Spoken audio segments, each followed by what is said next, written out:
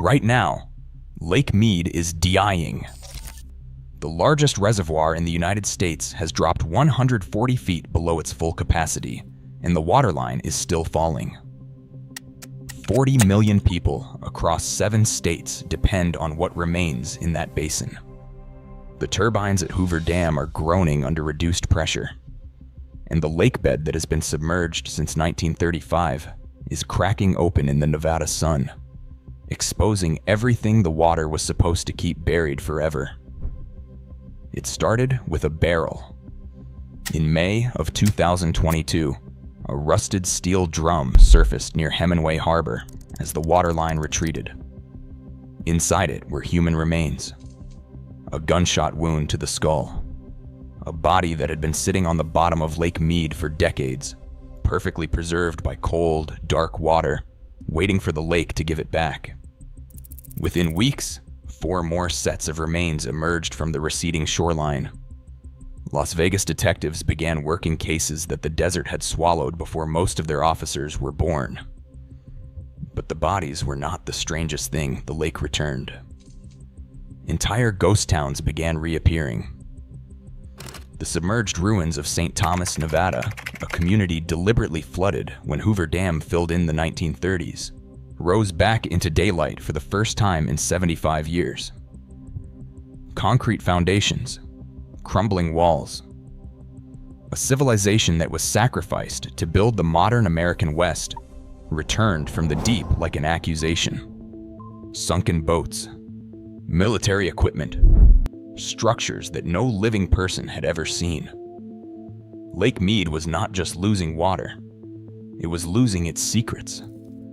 And what it was revealing underneath was a 75-year record of everything the desert had tried to hide. Most people think of Hoover Dam as a monument to permanence. Concrete and steel anchored into canyon walls, engineered to last centuries, immovable. What the brochures never mention is what sits beneath it. The Bureau of Reclamation's own geological surveys identified active fault lines running through the Lake Mead Basin before the dam was ever built. Engineers knew. They built anyway.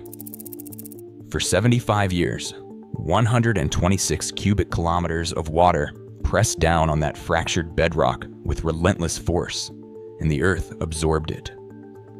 Now that weight is gone, and the earth is responding. Scientists call the process isostatic rebound. When a massive body of water disappears, the crust beneath it rises, slowly, invisibly, but measurably. GPS monitoring stations around the Lake Mead Basin have recorded ground uplift of up to 1 inch per year since the drought accelerated. 1 inch sounds insignificant until you understand what it means for canyon walls, pipe infrastructure, and a dam foundation designed around a static geological model that no longer exists. The rock is moving. The fault lines that were suppressed under the weight of a full reservoir are now experiencing changed stress conditions. Minor seismic events have increased in frequency around the basin. Geologists at the University of Nevada describe the situation as an uncontrolled geological experiment with no historical precedent at this scale. The dam is not cracking. Nobody is saying that. What they are saying, quietly, in technical language buried in federal reports, is that the ground beneath the most important piece of water infrastructure in American history is no longer behaving the way it was when the dam was designed. Deadpool is not a dramatic metaphor. It is a precise engineering term with a precise and terrifying definition. It is the elevation at which water can no longer flow through Hoover Dam's intake structures by gravity alone. When Lake Mead drops to elevation 895 feet above sea level, the intakes go dry. The turbines stop. And the Colorado River, for the first time since 1935, delivers nothing to what lies downstream. Right now, the lake sits dangerously close to that threshold. Hydroelectric generation at Hoover Dam has already been slashed by more than 60% from peak capacity.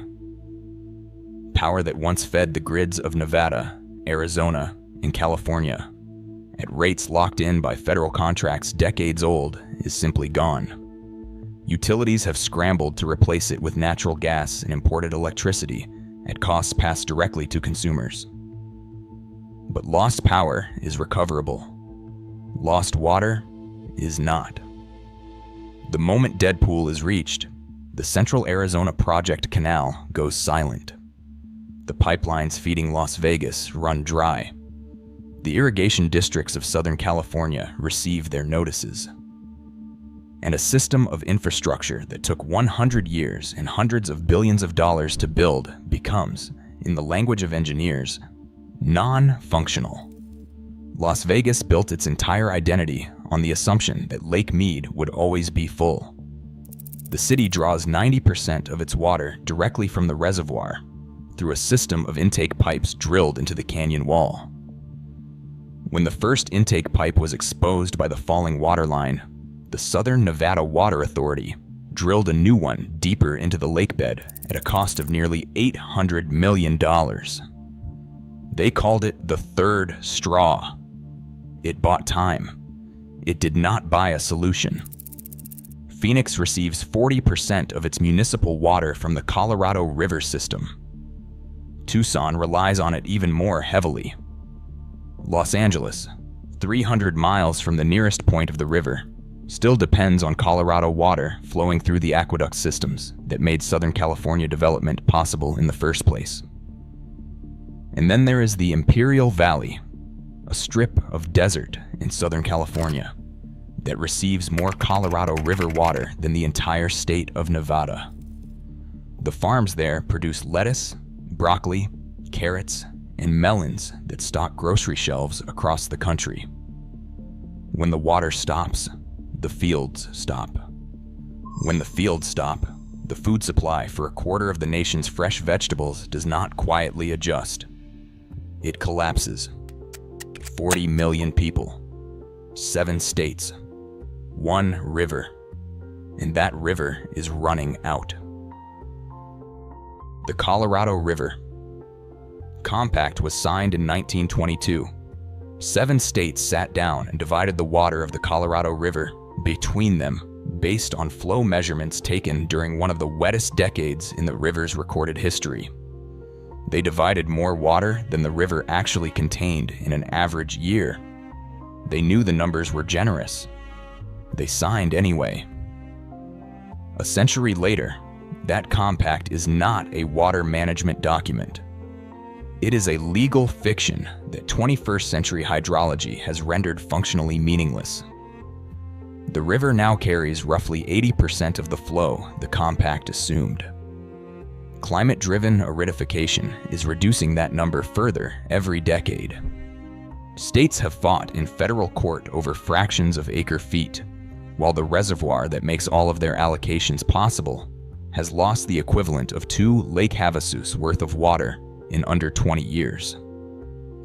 The Bureau of Reclamation has issued Tier 1, Tier 2, and Tier 3 shortage declarations in rapid succession, forcing mandatory cutbacks on Arizona, Nevada, and Mexico. Every cut triggers lawsuits.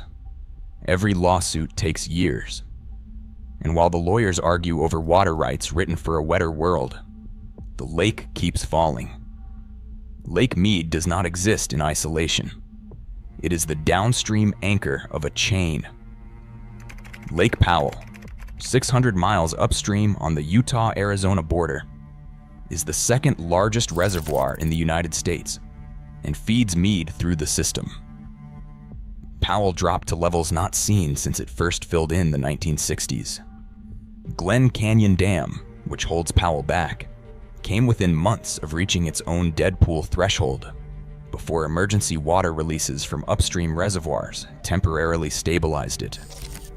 Above Powell sit Flaming Gorge and Blue Mesa, smaller reservoirs in Wyoming and Colorado that were drawn down to protect Powell. The entire upper basin is being drained to save the lower basin. It is a strategy of sequential sacrifice with no winning outcome at the end. Scientists modeling the Colorado River system under current climate trajectories now publish findings that major water agencies in the Southwest refuse to quote publicly. The models show a river that, under median warming scenarios, cannot support the population and agricultural footprint currently built around it. Not in 50 years. Not in 30. The timeline in the most cited federal hydrology report uses the phrase near-term system stress, beginning within the current decade. Hoover Dam was built to make the desert bloom.